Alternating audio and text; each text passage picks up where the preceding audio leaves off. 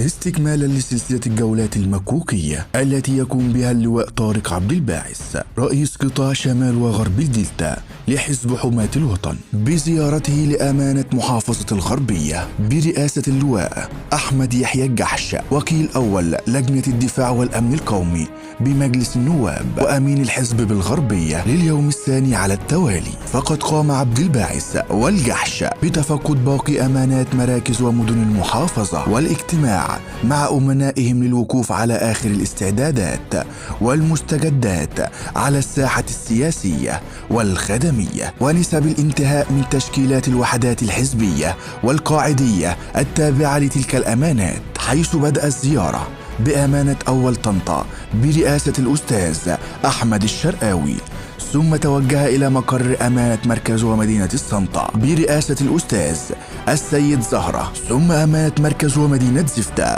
برئاسة الأستاذ مسعد الشيخ. واستكمل جولاتهم بزيارة مقر أمانة مركز ومدينة سمنود برئاسة الدكتور إبراهيم الخولي، وتوجه في نهاية الجولة إلى مقر أمانة مركز المحلة الكبرى برئاسة الأستاذ أحمد بندق، ومقر أمانة مدينة المحلة الكبرى برئاسة الأستاذ مصطفى حجازي.